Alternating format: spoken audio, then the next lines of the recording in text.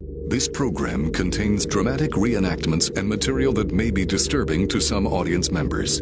Viewer discretion is advised. A blue sky turns black. With some dark ones moving in quick. No warning, no thunder. And a dangerous storm descends on two fishermen. It was like on top of us. Then nature's fury unleashes in a flash. I see a big puff of blue smoke coming from the boat and no fishermen. Strikes a father and son. I thought my feet were blown off. Felt like someone had set me on fire. Surviving one of nature's most powerful forces will take a miracle. Really?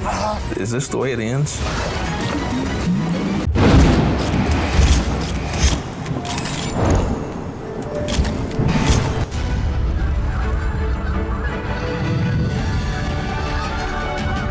For Christian, growing up meant spending a lot of time outdoors. I've always grown up outdoors, whether it was by choice or being told to go outside.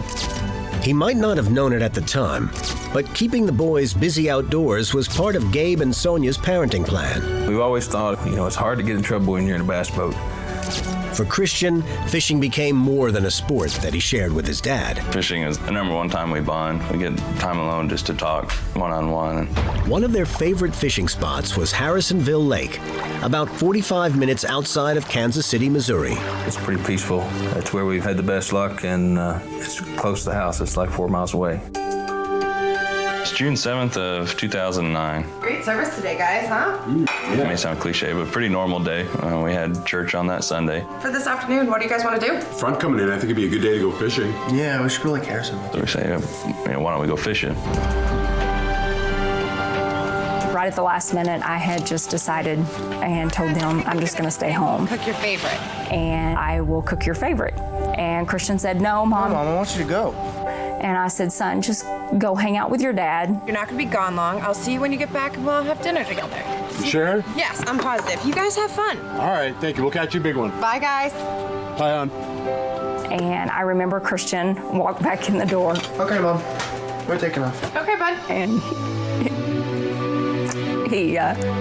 he kissed me and he said, I love you, Mom. See you in a bit. You go fishing all the time. So it kind of threw me back. Weather was fair. There was bluebird skies, maybe a cloud here or there. It was around 2 o'clock when Gabe and Christian got to the lake and unloaded the boat. We're straight on in, right, pal? Doug, keep coming. Straight back, buddy?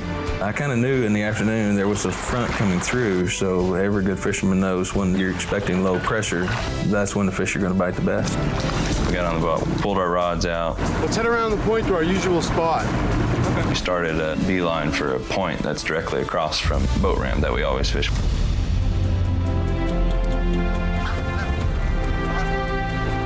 Any luck yet there, young man? Not getting anything. It's just a warm one today, huh, bud? The fishing was pretty slow. It was hot. Probably try another spot here in a little bit. While we were fishing, there was no major clouds. It was pretty out.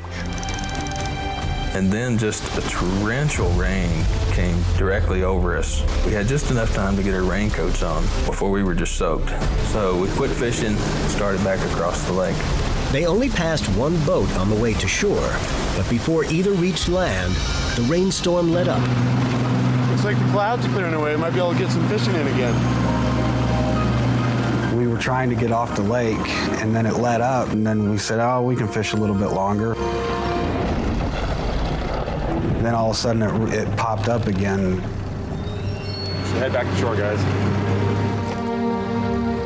So we whipped it around and started going back to the boat ramp. And, I looked over my shoulder and there's a boat out to the side. We didn't see any lightning, but we did start to hear thunder. Some dark ones rumbling in, moving in quick too. And it just got black. It was like on top of us. I know I had read about, pop-up storms and how they kind of just come out of nowhere, and it did. Probably should get off the water. Yeah, we're headed that way anyways. I'll keep full speed. Christian set the trolling motor to take them back to shore, but continued to cast.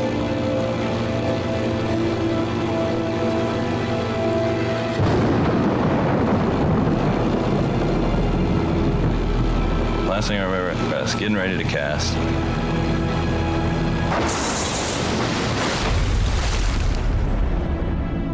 And then nothing. I don't know, it was just black. It sounded like a mortar round in Iraq going off. I turned around, looked over my shoulder, and I see a big puff of blue smoke coming from the boat and no fishermen. It was just another father-son day of fishing for Gabe and Christian Neal, when in a split second, a bolt of lightning came out of the sky and hit them.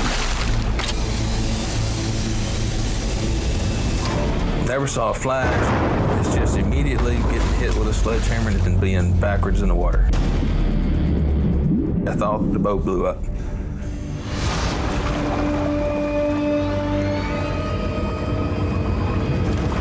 First thing I remember was raindrops on my face. As I kind of came to a little more, I'm thinking to myself, why am I in the back of the boat?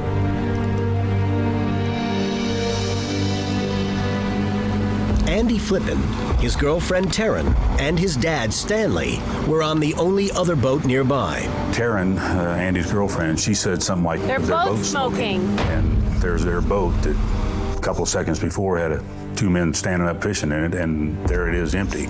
Oh, they got hit. Christian was flat out on the floor of the boat. His father was sinking under the water. Shocked by the electrical charge, Gabe couldn't move his legs. He was drowning.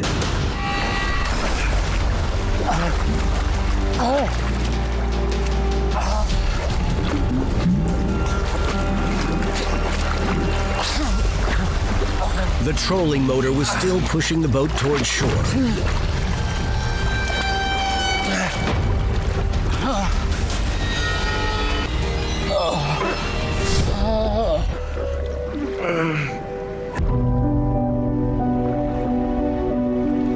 Christian was miraculously alive, and he was slowly realizing the seriousness of his injuries.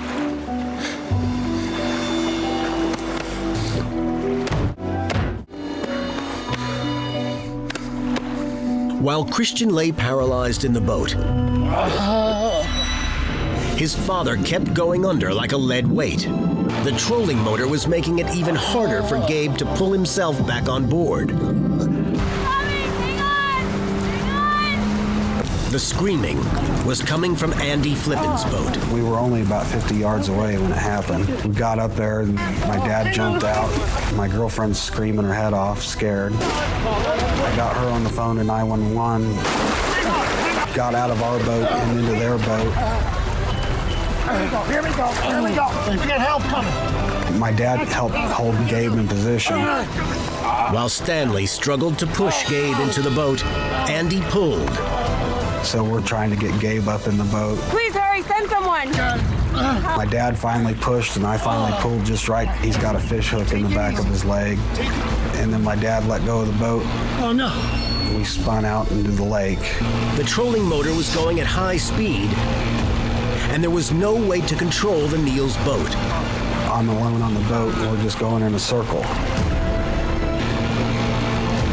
Christian was still laying immobilized in the back of the boat. And then my face really started burning. I don't know what happened. And I looked down, my bathing suit was shredded. The smell was just something you'll never forget. I'm sure I was smelling the skin that was burnt because my arm and my hands were burnt bad. And then everything went black again.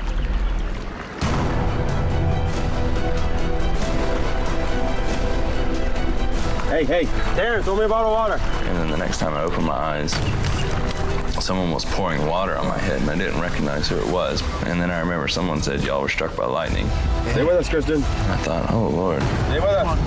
Don't go to sleep, Kristen. What in the world did we do to get struck by lightning? Still confused and in shock, Gabe Neal and his son Christian were slowly taking in the information. They had just been struck by lightning. They're both smoking. Oh, they got hit. Andy Flippin, an Iraqi war vet with combat lifesaver training, was in a nearby boat and jumped into action. Please hurry, send someone. I'm taking care of Gabe. He's concerned about a fish hook in his leg. I got hooked. I pushed the hook on through, cut it off with a pair of pliers, and then pulled it out. At that time, I'm trying to get control of the boat, only to realize something, the cable linkage, something had broken, so I had to physically lean over the front of the boat and grab the head of the trolling motor under the water and steer us.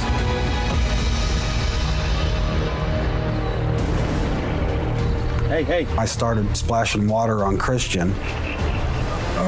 Andy knew exactly what to do. Instead of lake water, he took bottled water, put the burns out. What school do you go to? Repack. And he started asking these weird questions, like, what high school do you go to? You know where you are? Like Harrison. It was just his training. He was just trying to keep him from going in shock.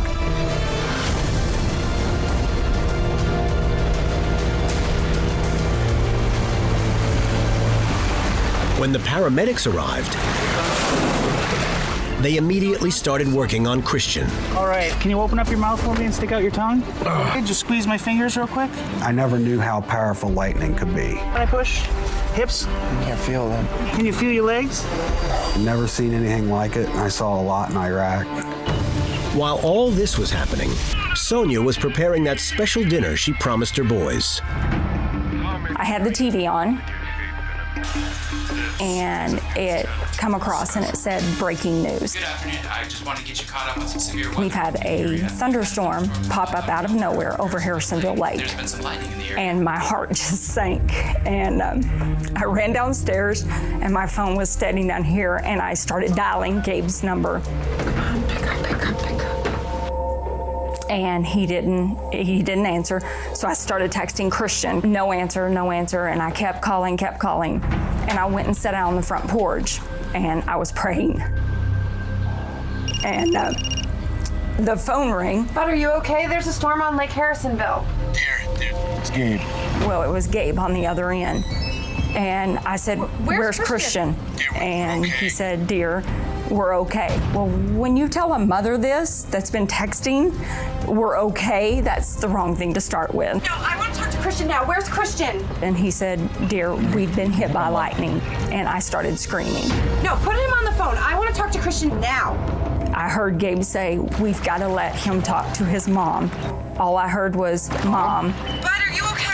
And the paramedics took the phone. Mrs. Neal, we have your son and we have your husband. We are leaving in 2 separate ambulances. All I can remember is I jumped in Gabe's little green Del So and took off. All right, guys, I got no pulse. Christian was in real trouble. His heart was beating irregularly. I saw Christian in the ambulance. Okay, shocking. They shocked him, and it was just like in the movies. My kid, how's Christian? He's being taken care of by another ambulance. Thank you. Please tell me. I know, as soon as we know anything, we'll let you know. Kid, you know? And we're gonna want to focus on you as best we can now. No, I appreciate that, but my kid is everything. Last time I saw him, he wasn't moving. I need to know how my kid's doing, please. Gabe and Christian Neal defied the odds and survived being struck by lightning. They kind of willed us together, and we're kind of... Hey, Christian, you all right? Yeah, I'm fine. How are you doing? Good. Don't worry about me. They're going to take good care of us here, I promise. So sorry. Snow's fault. You, bud. I'm trying to get better, back out fishing before you know it. How are you feeling? My legs are tingling. Well, that's a good sign that you're starting to get some tingling in your leg. Gabe got the feeling back in his legs pretty quickly, but Christian had 2nd and 3rd degree burns on his face, arm, and stomach. Christian. Oh, don't touch him. You've only got a second. I remember walking in and I didn't even recognize him. I love you, Bud. He was charred. I kissed him on the hair and it was burnt. I'll be right outside. You know, it's a rare club to live in. Dr. Webb, he said he'd been in medicine over 36 years. And he'd seen 3 victims, and we were the 2nd and 3rd victim, and the first one didn't live. Christian's recovery was slow and painful, yet remarkable. His skin healed so well, he never needed skin grafts. For a mother, you know, you can't stop the pain.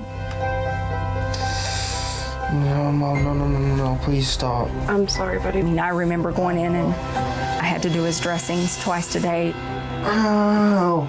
And I remember going in, giving him his pain medicine, and then I would go back in 30 minutes, and he would lay there and just cry. And I would leave the room, shut the door, and just bawl.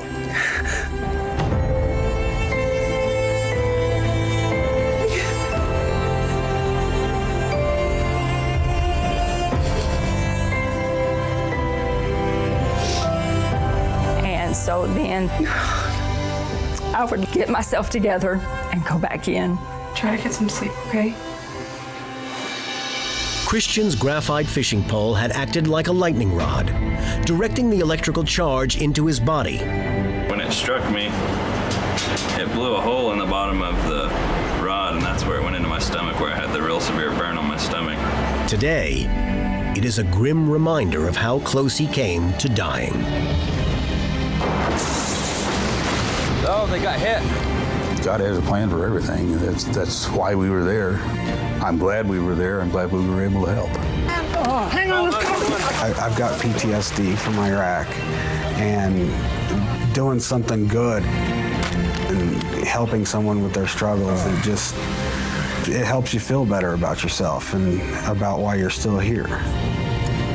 I feel very blessed that they survived it. I love you, bud. As far as being in a club of lightning strikes, no. It's not anything I would wish on my worst enemy.